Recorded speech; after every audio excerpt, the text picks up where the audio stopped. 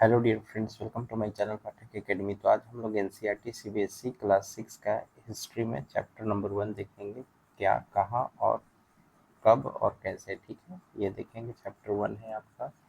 तो ये video lecture किन के लिए बेनिफिशियल है? ये वीडियो लेक्चर सारे कॉम्पिटिटिव एग्जामिनेशन की जो तैयारी कर रहे हैं एस्पिरेंट, चाहे आप किसी भी एग्जाम की तैयारी कर रहे हो, उन सभी के लिए वीडियो लेक्चर बेनिफिशियल होने वाला है, क्योंकि हिस्ट्री जीके और जीएस में आपको पूछे ही जाते हैं, ठीक है।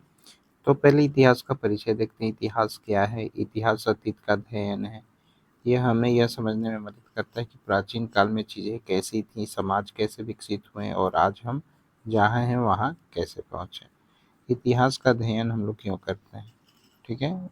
सबसे इम्पोर्टेंट बात तो ये कि आपको इतिहास का अध्ययन करने की ज़रूरत क्यों पड़ती है, क्योंकि अपने वर्तमान को समझने के लिए हमें इतिहास के अध्ययन की ज़रूरत पड़ती है। पिछली गलतियों और सफलताओं से सीखने के लिए, विभिन्न संस्कृतियों और जीवन शैलियों की सराहना करने के लिए, मानव समाजों और प्रौद्योगिकियों के विकास को समझने के लिए इतिहास बहुत ही इम्पोर्टेंट रोल प्ले करता है, ठीक है।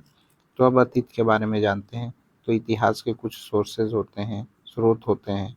जैसे कि हमें अतीत के बारे में कैसे पता चलता है, इतिहासकार विभिन्न सोर्स का इसमें यूज़ करते हैं। पहला सोर्स है आपका मैन्युस्क्रिप्ट, जिसको पांडुलिपियाँ बोलते हैं। पांडुलिपियाँ होती क्या हैं? ये हाथ से लिखी गई एक किताब होती है। अक्सर ताड़ के पत्तों या हिमालय में पाए जाने वाले भुर्ज पेड़ की छाल पर ये पांडुलिपियाँ मैन्युस्क्रिप्ट लिखी जाती थीं। आमतौर पर धार्मिक ग्रंथ, राजाओं के जीवन, वैज्ञानिक कार्य, महाकाव्य, कविताएं और नाटक होते थे। मंदिरों और मठों में इसको संरक्षित किया जाता था। कई कीटों द्वारा खा लिए गए या नष्ट हो गए, लेकिन कुछ बचे रहे। अब बात करते हैं दूसरी चीज, अभिलेख होता है, जिसको इंक्रिप्शन बोलते हैं। तो ये पत्थरों, धातु या मिट्टी की गोलियों जैसी कठोर सतहों पर लिखे गए लेख होते थे। अक्सर राजाओं के आदेश, युद्धों में जीत या दान का रिकॉर्ड इसके अंदर होता था। पांडुलिपियों की तुलना में यह अधिक टिकाऊ थे आपके अभिलेख, जिसको इंस्क्रिप्शन बोलते हैं। इसके मुख्य तथ्य ये हैं कि अभिलेखों के अध्ययन को पूरा लेख शास्त्र कहते हैं, जिसको इंग्लिश में हम लोग एपिग्राफी भी कहते हैं। अब बात करते हैं पुरातत्व, आर्कियोलॉजी क्या होता है। तो आर्कियोलॉजी वो अतीत की जो वस्तु होती हैं उसका अध्ययन हम लोग करते हैं, इसके अंतर्गत उसको आर्कियोलॉजी बोलते हैं। पुरातत्वविद, आर्कियोलॉजिस्ट इमारतों, पत्थर और ईंटों से बने चित्रों, मूर्तियों, औजारों, हथियारों, बर्तनों, गहनों और सिक्कों के अवशेषों का अध्ययन करते हैं। वे इन वस्तुओं को खोजने के लिए खुदाई, पृथ्वी की सतह के नीचे खोदना भी करते हैं। जानवरों, पक्षियों और मछलियों की हड्डियों की इस बात की तो इसके अंतर्गत क्या होते थे कि पौधों के अवशेष जो होते हैं जो दुर्लभ होते थे, क्योंकि वे जल्दी सड़ जाते थे, लेकिन जले हुए अनाज बच सकते थे। इसमें खुदाई की जाती थी। जानवर, पक्षियों, मछलियों की हड्डियों से कुछ सुराग मिलते थे कि लोग उस समय क्या खाते थे। यात्रियों, जो ट्रेवलर्स आते थे, उनके अकाउंट से पता चलता था। विदेशी यात्रियों ने अक्सर उन देशों के बारे में लिखा जहाँ वे गए थे, जिससे उस समय के समाजों और शासकों के बारे में जानकारी मिलती है। अब कुछ इतिहास की तिथियों के बारे में जानते हैं कि बीसी और एडी क्या होता है। तो तिथियों का हर समय महत्व होता है, ठीक है। तो पुरानी जो तिथियां थी वो वर्तमान में, पुरानी तिथियों को अध्ययन करके हम लोग वर्तमान में जानते हैं कि क्या घटनाएं घटित हुई हैं। तो तिथियों का महत्व होता है कि तिथियां हमें घटनाओं को क्रमबद्ध करने और कारण व प्रभाव को समझने में मदद करती है। इसके अंदर एक ईसा पूर्व है, बीसी, जिसको बिफोर क्राइस्ट बोलते हैं, और इसको ईसा पूर्व, बीसीई, बिफोर कॉमन एरा के नाम से भी जानते हैं। ईसा मसीह के जन्म से पहले की तिथियों को यह संदर्भित करता है, बीसीई, ठीक है। पीछे की ओर गिना जाता है बीसीई को। उदाहरण के लिए 200 ईसा पूर्व 100 ईसा पूर्व से पुराना है। मीन्स कि 200 ईसा पूर्व जो है 100 ईसा पूर्व से पुराना है। 400 ईसा पूर्व होगा तो इसका मतलब कि 300 ईसा पूर्व से पुराना है। तो जितने बड़े नंबर होंगी वो क्या होगा, उससे पुराना हो जाएगा। अब बात करते हैं ईसवी, एडी की। तो एडी का फुल फॉर्म आपका एनो डोमिनी होता है, प्रभु के वर्ष में, ठीक है। इसको ईसवी के तौर पर भी हम लोग पढ़ते हैं, जिसको कॉमन एरा बोलते हैं। तो ईसा मसीह के जन्म के बाद की तिथियों को यह संदर्भित करता है आपका एडी। आगे की ओर इसको गिना जाता है। मुख्यतः कभी कभी बिफोर प्रेजेंट, वर्तमान से पहले अक्षरों का उपयोग किया जाता है। तरकीब, एक समय रेखा के बारे में सोचे। ईसा मसीह का जन्म 0 है, बाईं ओर सब कुछ ईसा पूर्व, BCE है, और बाईं ओर जाएंगे संख्याएं उतनी बड़ी होंगी। दाईं ओर सब कुछ ईस्वी है, CE है, जितना दाईं ओर जाएंगे संख्याएं उतनी ही बड़ी होंगी। तो इसमें क्या होता है, AD में आपका दाईं ओर जाएंगे तो संख्या आपकी जितनी बड़ी होगी उतनी वो बड़ी होगी, और BCE में आपका जब पीछे की ओर जाएंगे, जितने पीछे की ओर बाएं की ओर जाएंगे बड़ी संख्या होगी वो पहले होगी और छोटी संख्या बाद में होगी। ठीक है, तो लोग कहाँ रहते थे अब इसके बारे में जानते हैं। तो प्रारंभिक बस्तियां थी, नदियों के पास लोग रहते थे, क्योंकि नदियों के पास उन्हें पानी आसानी से मिल जाता था, तो रहन सहन के लिए आसान होता था। तो नदियों के पानी सिंचाई के लिए, परिवहन और मछली पकड़ने के लिए प्रदान करती थी। सुलेमान और किरधर पहाड़ियाँ उत्तर पश्चिम की ओर थीं। मुख्य तथ्य इसके थे कि कुछ सबसे शुरुआती क्षेत्र जहाँ पुरुषों और महिलाओं ने सबसे पहले गेहूं और जौ जैसी फसलें उगाना शुरू किया, लगभग 8,000 साल पहले। लोगों ने भेड़, बकरी और मवेशी जैसे जानवरों को भी पालना शुरू कर दिया। यहाँ गांव विकसित हुए। गारो पहाड़ियाँ, जो कि उत्तर पूर्व और विंध्य मध्य भारत में स्थित हैं, इनके मुख्य तथ्य ये थे कि वे क्षेत्र जहाँ कृषि विकसित हुई। विंध्य वह क्षेत्र है जहाँ सबसे पहले चावल उगाया गया, विंध्य के उत्तर में। सिंधु नदी और उसकी सहायक नदियाँ, तो कुछ सिंधु नदी और उसकी सहायक नदियाँ भी थी वहाँ पर। तो सबसे पहले शहर लगभग 4700 साल पहले सिंधु और उसकी सहायक नदियों के किनारे विकसित हुए थे। यह सिंधु घाटी सभ्यता को संदर्भित करता है, जिसको इंग्लिश में हम इंडस वैली सिविलाइजेशन भी बोलते हैं। गंगा नदी और उसकी सहायक नदियाँ, शहर यहाँ लगभग 2500 साल पहले विकसित हुए, जो गंगा नदी के किनारे शहर बसे। मगध गंगा के दक्षिण में एक प्राचीन साम्राज्य था। यह एक बहुत शक्तिशाली साम्राज्य बन गया। तकरीब म से मगध, ग से गंगा, तो गंगा के दक्षिण में शक्तिशाली साम्राज्य आपका मगध था। भूमि के नाम के ऊपर भी आधारित थे आपके ऐतिहासिक तथ्य, जिसमें भारत इंडिया पड़ा था। इंडिया सिंधु नदी, संस्कृत में सिंधु कहा जाता था, से ये ओरिजिनेट हुआ है आपका इंडिया। ठीक है, तो ईरानी और यूनानी, जो लगभग 2500 साल पहले उत्तर पश्चिम से आए थे, सिंधु से परिचित थे। उन्होंने इसे हिंडोस या इंडोस कहा, और नदी के पूर्व की भूमि को इंडिया कहा। उत्तर पश्चिम में रहने वाले लोगों के एक समूह के लिए इस्तेमाल किया गया, जिनका उल्लेख ऋग्वैदिक या ऋग्वेद संस्कृत में सबसे पहली रचना लगभग 3500 साल पहले की गई है। बाद में देश के लिए इस्तेमाल किया गया। 4.6 पॉइंट है आपका कि लोगों के बारे में हम क्या जानते हैं। तो प्रारंभिक व्यवसाय क्या था उस समय? शिकार करना, हंटर गैदर्स करना। शुरुआती इंसान अक्सर जंगलों और पहाड़ियों के पास रहते थे। वे कुशल संग्राहक, जड़ों, फलों और अन्य वन उत्पादों को इकट्ठा करने वाले और शिकारी जानवरों का शिकार करने वाले थे। किसान और पशुपालक, फार्मर और हर्डर्स जो थे, जैसे जैसे कृषि विकसित हुई, लोग बस गए और फसलें उगाई तथा जानवरों को पालना शुरू कर दिया। शिल्पकार, कलाकार, संगीतकार, वैज्ञानिक, इसमें craft person, artist, musician, scientist, व्यवस्थित जीवन और विशेषता के साथ ये भूमिकाएं उभरी। व्यापारी की बात करते हैं, मर्चेंट्स, लोग वस्तुओं को लेकर एक स्थान से दूसरे स्थान पर यात्रा करते थे। धार्मिक शिक्षक, रिलीजियस टीचर भी उस समय हुआ करते, जो लोग को धार्मिक विचारों को साझा करने के लिए यात्रा करते थे। सोल्जर भी उस समय हुआ करते थे। राजा अपने राज्यों की रक्षा के लिए सोल्जर मीन्स की सेना रखते थे। यात्रा और उसका महत्व, तो लोग आजीविका के लिए, प्राकृतिक आपदाओं से बचने के लिए, दूसरे की भूमि जीतने के लिए, व्यापारियों के रूप में, धार्मिक शिक्षकों के रूप में, या केवल रोमांच और जिज्ञासा के लिए यात्रा करते थे। यात्रा से विचारों का आदान प्रदान और सांस्कृतिक आदान प्रदान हुआ, जिससे जीवन क्या हुआ? समृद्ध हुआ। अब याद रखने योग्य मुख्य शब्द क्या थे आपके? पांडुलिपि को मैन्युस्क्रिप्ट कहते हैं, जिसे हाथ से लिखा हुआ रिकॉर्ड कहा जाता है। इंस्क्रिप्शन को अभिलेख कहते हैं, जो कि कठोर सतहों पर उत्कीर्ण रिकॉर्ड होता है, जिसको पत्थरों पर और मिट्टी के बर्तनों पर लिखे जाते हैं। पुरातत्वविद, आर्कियोलॉजिस्ट होते हैं, जो प्राचीन वस्तुओं और अवशेषों का अध्ययन करते हैं, उनको आर्कियोलॉजिस्ट बोलते हैं। हिस्टोरियन उनको बोलते हैं, जो विभिन्न स्रोतों का उपयोग करके अतीत का अध्ययन करते हैं। सुलेमान और किन्नर पहाड़ियाँ, प्रारंभिक में यहीं पर कृषि देखने को मिली थी, गेहूं और जौ की। गारो पहाड़ियों और विंध्य में कृषि का विकास हुआ, जिसमें विंध्य में चावल की खेती आपको देखने को मिली। मगध गंगा का एक शक्तिशाली साम्राज्य था। ठीक है, तो मगध जो है गंगा के किनारे एक शक्तिशाली साम्राज्य था। सिंधु इंडस नदी की बात करते हैं, यह नदी जिसे इंडिया नाम से इसको ओरिजिनेट किया गया। अब पॉइंट नंबर आपका 8 याद रखने की, तरकीबें क्या हैं? पांडुलिपि बनाम अभिलेख। पांडुलिपि पाम के पत्तों कागज पर सोचे कोमल, और अभिलेख कठोर सतहों पर सोचे कठोर। पेमेस की क्या होता था? पांडुलिपि जो होता था आपके पत्तों पर लिखी जाती थी, अभिलेख जो था वो कठोर सतहों पर जैसे पत्थरों पर लिखी जाती। अब बात करते हैं ईसा पूर्व ईसवी समय रेखा क्या है। तो 0 को ईसा मसीह का जन्म मानते हुए एक संख्या रेखा की कल्पना करें। ईसा पूर्व बाईं ओर जाता है, जितना पीछे जाएंगे संख्या उतनी ही बड़ी होगी।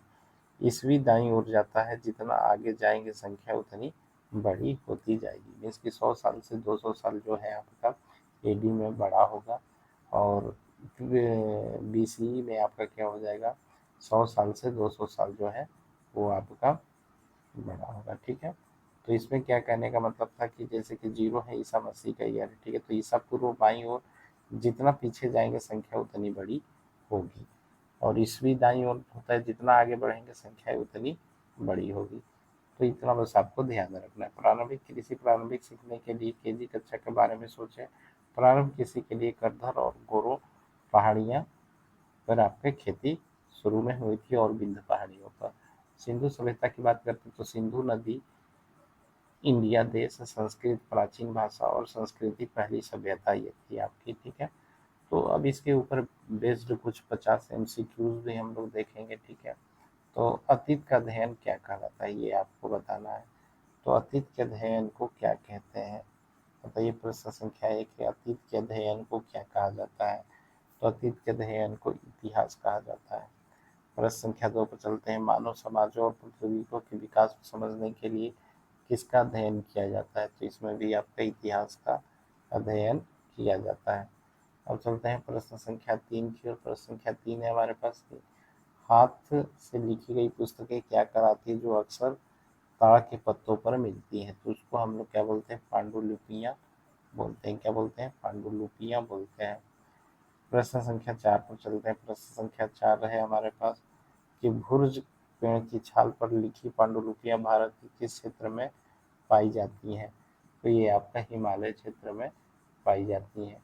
प्रश्न संख्या 5 है आपके पास, अभिलेखों पर लिखे गए लेख अक्सर किस पर पाए जाते थे? तो अभिलेखों पर लिखे गए लेख अक्सर कठोर सतह जैसे पत्थर या धातु पर पाए जाते थे। और प्रश्न संख्या 6 पर चलते हैं। तो प्रश्न संख्या 6 है हमारे पास क्या, अभिलेखों के अध्ययन को क्या कहते हैं? तो अभिलेखों के अध्ययन को हम लोग इपिग्राफी पूरा लेख शास्त्र कहते हैं। प्रश्न संख्या 7 पर चलते हैं, प्राचीन वस्तुओं और अवशेषों का अध्ययन करने वाले व्यक्ति को क्या कहा जाता है? तो प्राचीन वस्तुओं और अवशेषों का अध्ययन करने वाले व्यक्ति को पुरातत्वविद बोलते हैं, आर्कियोलॉजिस्ट बोलते हैं। ऑप्शन सी यहाँ पर बिल्कुल राइट आंसर आपका हो जाएगा। प्रश्न संख्या 8 पर चलते हैं, पुरातत्वविद किन वस्तुओं का अध्ययन करते हैं? तो पुरातत्वविद इमारतों के अवशेष, बर्तन और औजार और सिक्कों सबका अध्ययन करते हैं। तो इसका आंसर डी हो जाएगा, उपरोक्त सभी आपका जो है बिल्कुल राइट आंसर हो जाएगा। तो ये वीडियो लेक्चर पहले हम लोग थ्योरी देखेंगे इसमें, ठीक है। एनसीईआरटी क्लास 6 से लेकर क्लास 12 तक हम लोग देखेंगे हिस्ट्री जो भी है, जो कि आपके बीपीएससी वाले स्टूडेंट के लिए वीडियो लेक्चर बेनिफिशियल होगा, ठीक है। तो उपरोक्त सभी इसका बिल्कुल करेक्ट आंसर हो जाएगा। अब बात करते हैं प्रश्न संख्या 9 की, अतीत में लोग क्या खाते थे, इसके बारे में सुराग किससे मिलता है? तो इससे सुराग आपको किससे मिलता है? अभिलेख से मिलता है, ठीक है, अभिलेख या पांडुलिपियों से मिलता है। तो अतीत के लोग क्या खाते थे? तो अतीत के लोग जानवरों, पक्षियों और मछलियों की हड्डियाँ, ठीक है, तो जानवरों, पक्षियों और मछलियों की हड्डियों से भी इसका सुराग मिलता है। तो ऑप्शन ए इसका बिल्कुल करेक्ट आंसर हो जाएगा, अभिलेख आपका इसका करेक्ट आंसर नहीं होगा। अब बात करते हैं प्रश्न संख्या 10 की ओर। प्रश्न संख्या 10 हमारे, जले हुए अनाज के टुकड़े किस बात का प्रमाण हो सकते हैं? तो ये कृषि का प्रमाण हो सकते हैं। क्या हो सकता है? कृषि का प्रमाण हो सकता है। अब चलते हैं, बात करते हैं प्रश्न संख्या 11 की ओर। प्रश्न संख्या 11 है हमारे पास कि ईसा मसीह के जन्म से पहले की तिथियों को दर्शाने के लिए किस शब्द का प्रयोग किया जाता है, ये आपको बताना है। तो ईसा मसीह से जन्म से पहले की तिथियों को दर्शाने के लिए हम लोग ईसा पूर्व बीसी का यूज करते हैं। 200 ईसा पूर्व, 100 ईसा पूर्व से क्या है, बाद में है कि समकालीन है कि पहले है कि समान है। तो 200 ईसा पूर्व क्या है, इसके पुराना है, मीन्स कि पहले का है। ठीक है, तो ऑप्शन सी यहाँ पर बिल्कुल करेक्ट आंसर हो जाएगा।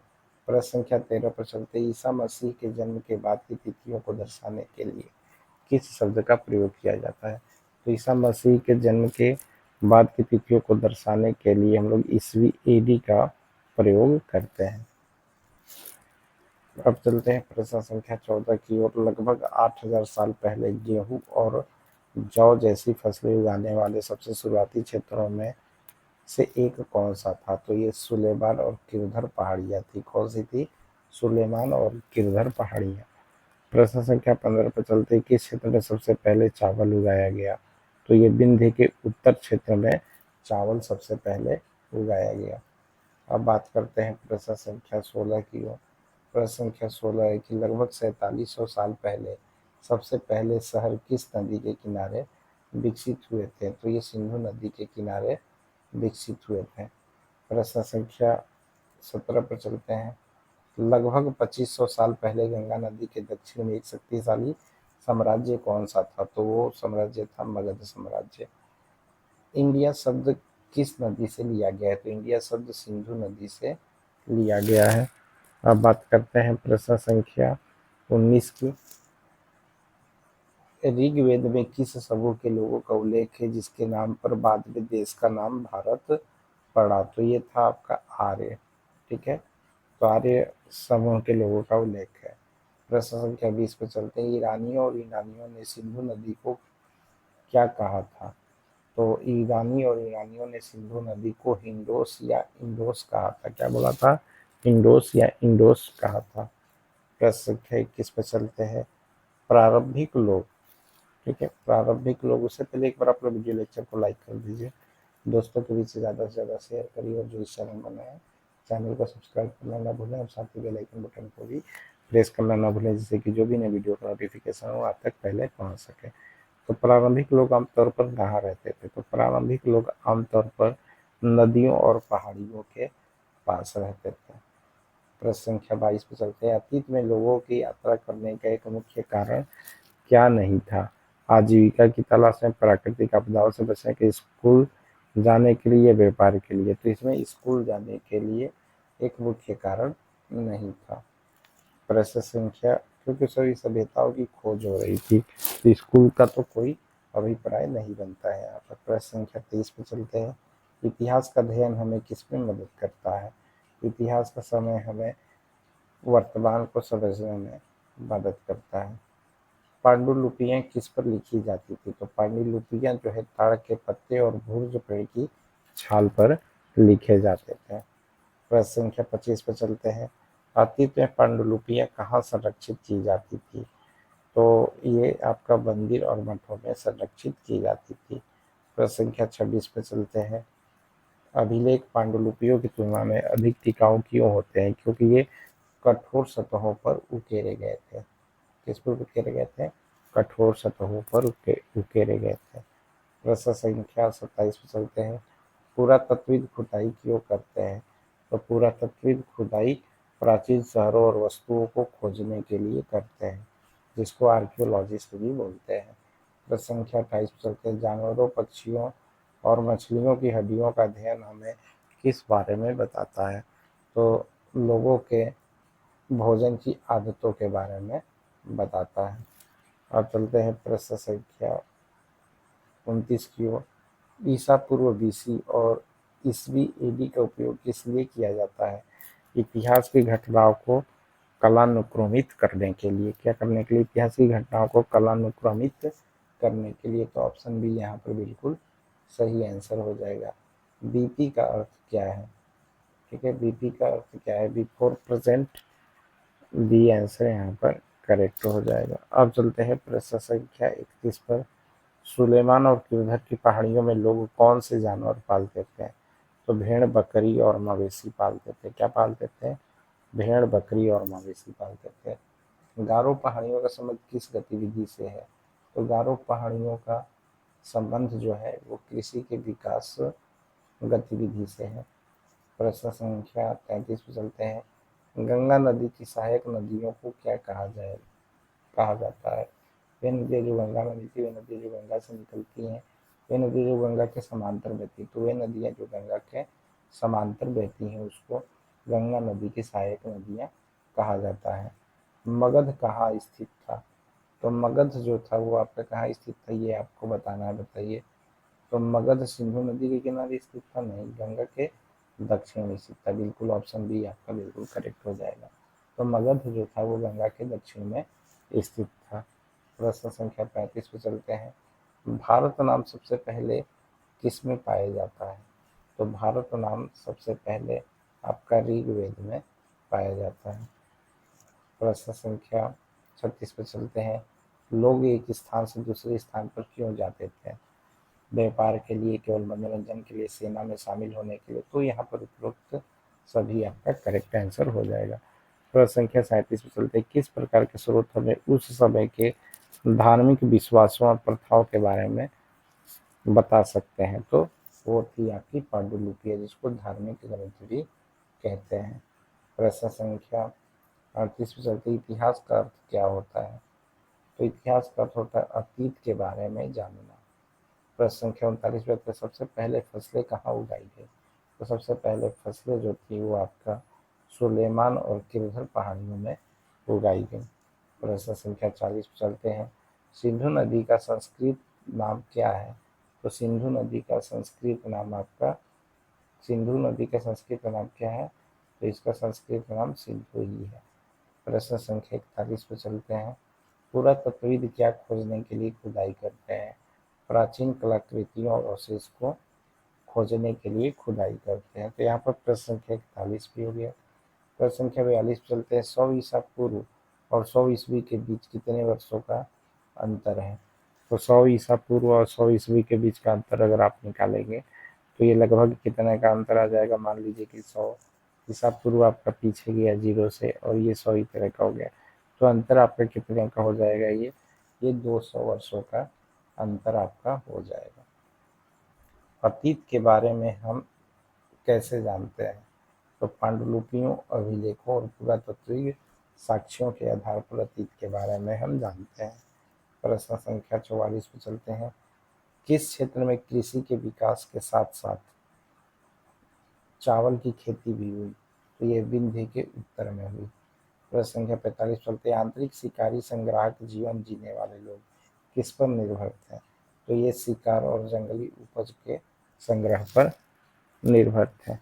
प्रश्न संख्या 46 चलते। इंडिया का नाम का उपयोग पहली बार किसने किया था? तो इंडिया नाम का उपयोग पहली बार किसने किया था? ईरानियों और यूनानियों ने किया था। प्रश्न संख्या 47 चलते हैं। राजाओं के आदेशों को आम जनता तक पहुंचाने का एक तरीका क्या था? तो एक तरीका वो था अभिलेखों के माध्यम से। ऑप्शन बी यहाँ पर बिल्कुल राइट आंसर हो जाएगा। प्रश्न संख्या 48 चलते ही। इतिहासकारों को अक्सर अतीत के बारे में सुराग कहाँ से मिलते हैं? तो इनको सुराग जो मिलते हैं वो भविष्यवक्ताओं से, जासूसों से, स्रोतों को सावधानी पूर्वक विश्लेषण से। तो स्रोतों के सावधानी पूर्वक विश्लेषण से मिलते हैं। प्रश्न संख्या 49 पे चलते हैं। लोग एक क्षेत्र से दूसरे क्षेत्र में यात्रा क्यों करते हैं? इसका क्या एक कारण था? तो केवल युद्ध करने के लिए, नए दोस्त बनाने के लिए, प्राकृतिक आपदाओं से बचने के लिए, या केवल राजाओं से मिलने के लिए? तो ये केवल क्या था? प्राकृतिक आपदाओं से बचने के लिए एक दूसरे क्षेत्र में यात्रा करते थे। प्रश्न संख्या 50 पर चलते हैं, जो कि लास्ट प्रश्न है आपका। अतीत के अध्ययन को क्या कहा जाता है? तो अतीत के अध्ययन को इतिहास कहा जाता है। तो ये रहा आपका एनसीईआरटी क्लास 6 का चैप्टर 1, जो कि हम लोगों ने कंप्लीट इसका थ्योरी और कॉन्सेप्चुअल नोट भी देख लिया, और साथ ही 50 most important objective multiple choice question भी हम लोगों ने देख लिया। तो आई होप ये वीडियो लेक्चर आपको अच्छा लगा हो, इन्फॉर्मेटिव लगा हो, कुछ नया सीखने को मिला हो। तो कल मिलेंगे इसके नए चैप्टर नंबर 2 क्लास 6 एनसीईआरटी के चैप्टर 2 हम लोग देखेंगे हिस्ट्री में। तो आई होप आपको ये वीडियो लेक्चर अच्छा लगा, इन्फॉर्मेटिव लगा। अगर अच्छा लगा और इसी तरह के वीडियो लेक्चर और भी आपको चाहिए तो आप वीडियो लेक्चर को ज़्यादा से ज़्यादा सपोर्ट करिए, ज़्यादा से ज़्यादा लाइक करिए, ज़्यादा से ज़्यादा दोस्तों के बीच शेयर करिए, और जो इस चैनल पर नए हैं चैनल को सब्सक्राइब करना ना भूलें, और साथ ही बेल आइकन बटन को भी प्रेस करना ना भूलें, जिससे कि जो भी नए वीडियो का नोटिफिकेशन हो वो आप तक पहले पहुंच सके। तो मिलते हैं आपको कल नए वीडियो लेक्चर के साथ। तब तक के लिए बाय बाय। जय हिंद, जय भारत।